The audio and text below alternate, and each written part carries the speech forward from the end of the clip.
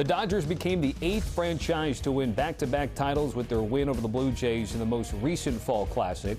The quest for a three-peat starts with LA being massive favorites to do so in the betting market. Dodgers are plus 210. The Yankees are the next closest team at 10-1. Only the Yankees and A's have ever accomplished 3 in a row. Let's bring in our guy Matt Snyder with his NL West spring training storylines to watch. And when we talk about the Dodgers, there's always that LA-New York type rivalry. So the Dodgers are trying to do something that the boys in the Bronx have most recently done. But it's been a while, Matt. Yeah, it has. I mean, 1998 to 2000, that was until last season, the last time that we'd seen any team even repeat. That was a three-peat back then. Dodgers have now snapped the repeat streak. They're going to go to try to break the three-peat one. But yeah, it's Yankees, 3 three-peats in their history, and there's only one other in all of baseball history, and that was the 72 through 74 A's. So the Dodgers are trying to pull off something incredibly rare here. It's I know that heading into the season, they're the best team in baseball, and there are so many people who are acting like this is just a foregone conclusion that they're going to win again. I would take the field right now over the Dodgers. There's just so many things that have to break right for you in the postseason, and we just saw it last year. The Dodgers looked like they were going to steamroll everybody, but they were down 3-2 going back to Toronto. They had to tie it in the 9th in Game 7 to go into extra innings just to outlast the Blue Jays. So I'll take the field here. Obviously, the Dodgers are the most likely team, but if you were going to give me 29 versus 1, I'm going to take the 29. It's interesting you mentioned that, though, that you would take the field, though, because arguably this could be the best team they've ever had. They get Edwin Diaz, best closer out there. Of course, they're talking about Kyle Tucker, maybe bounce back years from Betts and Freeman, and then Ohtani for another full year. So, but at least on paper, is this the best Dodger team in the last decade? It's definitely up there. I mean, you go back to in 2021, they won 111 games, or 2022, they won 111 games, and they didn't even get to the World Series. So it just shows that sometimes things happen in the postseason. But yeah, we've seen them win 106, over 100 so many times recently. And a lot of those seasons, they didn't even make the World Series. But yeah, this team will be up there. I mean, I haven't looked at the win-loss totals just yet, the gambling totals, but I imagine the Dodgers over will be something like 106 or so, at a mid 100 to 110, somewhere in that range. That would be wild, because usually 103.5 is already pretty high, so it'll be interesting to see. And they only won 93 last year, by the way, so that went under. Let's get to the Friars, the San Diego Padres, which arguably has been the toughest competition for them in division over the last handful of years. What's the storyline with San Diego? Yeah, I think you've got to look at that rotation. Dylan Cease walked in free agency. It's a little thin. Darvish injury really looms large over them. They did bring back Michael King, but they've got Michael King, Nick Pivetta, returning from Tommy John surgery, Joe Musgrove, and then you're down to Randy Vasquez, J.P. Sears. Do they go hunting in free agency? Because there are still names out there like Zach Gallen, Chris Bassett, Zach Littell, Lucas Giolito. I think they need some more depth there, and they need a little bit more out of the 4 and 5 spots if they want to continue to make the playoffs and then make a deep run in the playoffs. They got to the NLCS in 2022. That's the closest they've been to the World Series since all the way back in 1998. So it's the Padres, with their window of contention here, they really need to make good on that and try to bring the first World Series championship to the Padres. Right now, that rotation just doesn't look good enough to me. Let's go from Southern California to the Bay Area, which just hosted the Super Bowl. The Buster Posey era continues. What's the biggest storyline with the Giants? Well, it jumped right off the page to me is we're so used to seeing these Giants not have that much power. Now they've got Rafael Devers for a full season. Willy Adames had 1 full season last year with the Giants. Now he's a little more familiar with the surroundings there in his second year. Matt Chapman, that's 3 guys who could hit 30 home runs for the Giants. They haven't had 2 30 home run guys since 2002. I'm pretty sure you could name who those were, Barry Bonds and Jeff Kent. They haven't had 3 30 homer guys in a season since 1966. Willie Mays, Willie McCovey, we know those 2 guys, along with Jim Ray Hart, were their 3 30 homer guys. It'll be fun if we get close there with Devers, Adames, and Chapman. All 3 are definitely capable. Wouldn't that be something? And they went against the grain, conventional wisdom, going with new skipper Tony Vitello, coming from the college ranks straight to the majors. So it'll be interesting to see how that plays out. A couple more teams here, of course, here in the division. The Arizona Diamondbacks up next. Yeah, the one thing that jumps out to me on the Diamondbacks is their star power at the front of that lineup. They have 3 guys capable of being in the MVP conversation, and we know that because they've already done it. Geraldo Perdomo last year finished 4th in NL MVP voting. Ketel Marte was 3rd in 2024. Corbin Carroll was 5th in 2023, 6th last year. He's talented enough to win an MVP. So this is a good starting point. I don't think they have enough depth. I don't think they're going to contend because of that lack of depth. But if you're looking for an exciting team to watch, you could do a lot worse than the Diamondbacks with these 3 guys who are capable of finishing in the top 6 of MVP voting, again, because we've seen them all do it within the last 3 years. And let's go from the Snakes to the Rockies. They were flirting with the White Sox with the record you do not want. What's the storyline for Colorado? Yeah, I did the best I could on this one because when you're coming off a 43-win season, it's tough. But I always like to think about the fans, and the Colorado Rockies have diehard fans just like every fan base. And the fans who watch every single game only saw 43 wins last year. They are going to see a lot more than that this year. I don't think they're going to be good by any stretch, but if they improve by 15 or 20 games, that wouldn't be unheard of. The White Sox on the screen right there, they won 41 2 years ago and 60 last year. A 19-game improvement. They were still terrible, but they won 19 more games than the previous year. So I think Rockies fans can look forward to seeing a lot more wins than last year. 3 straight 100-loss seasons. They have not made the playoffs since 2018 for the Colorado Rockies. All right, Matt, great stuff on the NL West. By the way, FanDuel does have the win total for the Dodgers at 103.5 games. Okay. Trying to flirt, of course, with, you mentioned, that other Dodgers team, that other Yankees team from 99. And again, they only won 93 last year, just saying. But look at those odds. No one's going to lay minus 650 for Think Blue to win it. Hard to go against the 2-time defending champs, but I think if anyone was going to, I don't know, maybe the team that challenged them last year came up just short. When we come back, Matt Snyder's sticking around. That baseball tie going to get a little bit more airtime as we break down the AL East next on Spotlight.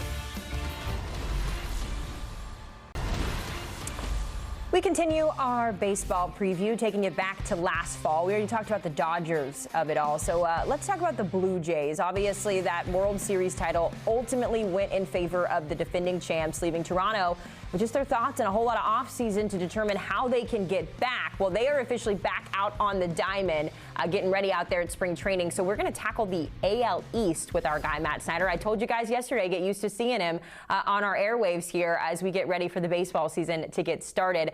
Matt, I want to start the conversation with the Toronto Blue Jays. Before we get to the biggest storyline here, I am curious, we were talking about it in the break, the chances that the Blue Jays could run this back and actually win the World Series today. What do you think about that?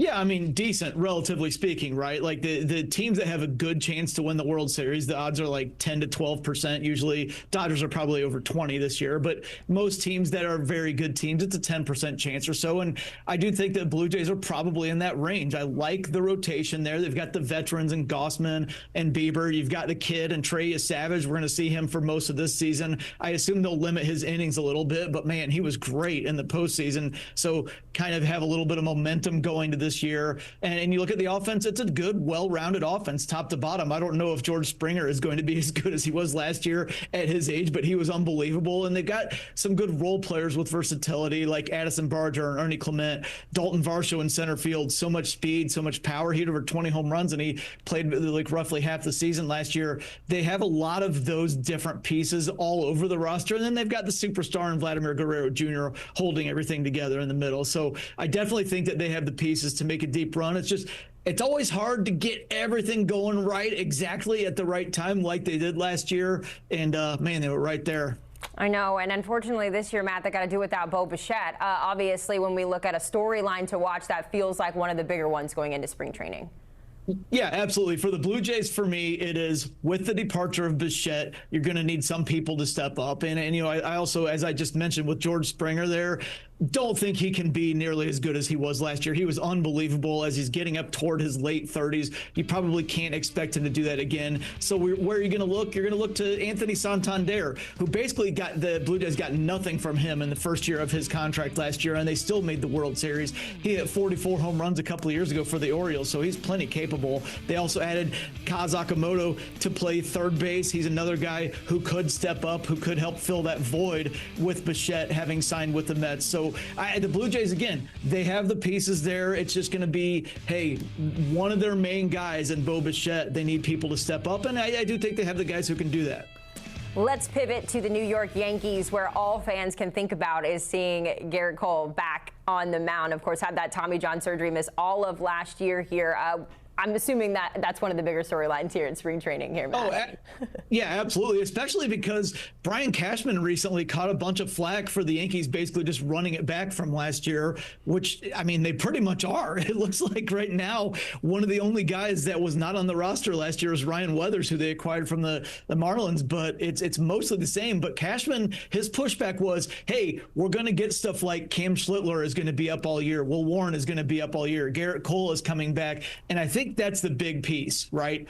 Garrett Cole, former Cy Young winner, possibly a future Hall of Famer. We'll see how the rest of his career goes, but he's an ace. He's paid like an ace. He performs like an ace when he's healthy and right. When does he come back from that Tommy John surgery? How long does it take before he looks like himself? And will that happen this year? If so, and you can see things kind of clicking with the youngsters like Schlittler, it looks like the Yankees could have a very good rotation, better than they had going into the playoffs last year. It's just a matter of, hey, how soon are they going to get Cole back and what's it going to look like?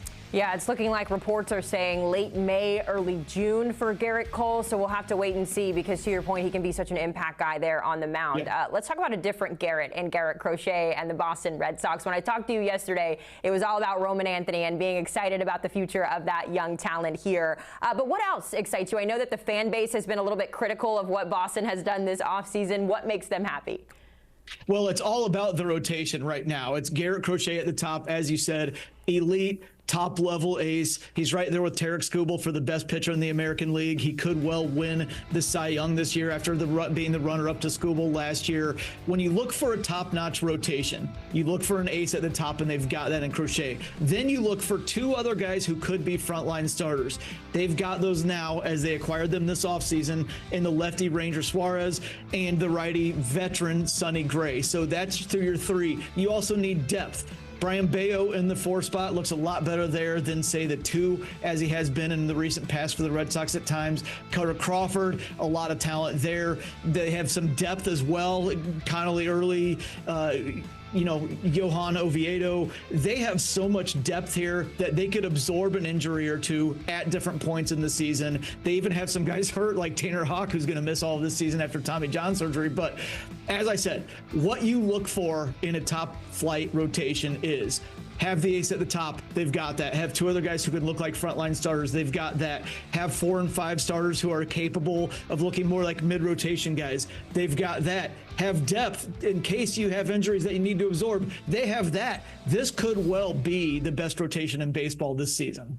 Yeah, it's interesting, too. Garrett Crochet, I'm looking at catching up on our Slack channel. Garrett Crochet actually found out that he was the starter by reporters telling him because Alex Cora made the note. It wasn't there, really a question anyway. That's kind of what we expected. Let's go on down to Tampa Bay. It's interesting, Matt, when I was talking to one of our producers, producer Jack, about this team specifically, I said, what do I need to know about the Tampa Bay Rays? And he said, well, they're getting a new stadium. And that's kind of where the conversation ended. It's going to be a brand new team. They've made a lot of moves. They moved on from 23 players, 16 trades. So the roster is going to look a little bit different here. What else are we looking at when it comes to Tampa Bay? Yeah, for me, the main thing is getting back in the Trop. And I know that like moving ballparks doesn't seem like it's that impactful, but let's keep in mind, last year they were playing in the Yankees minor league facility. It's in the Tampa area. It is so hot and muggy in the summer that Major League Baseball front-loaded and back-loaded the Rays schedule with home games. So in the middle of the summer, they were almost always on the road.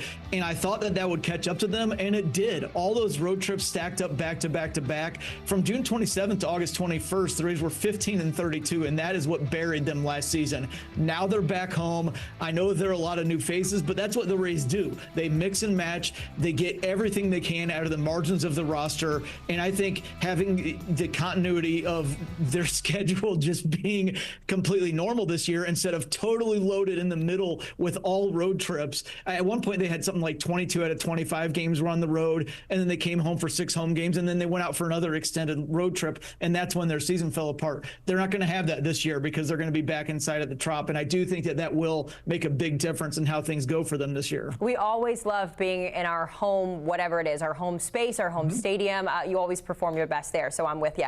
Let's wrap this up with the Baltimore Orioles. I mentioned Red Sox fans were a little bit salty. It's because they didn't win the Pete Alonso sweepstakes. That belongs to the Orioles here.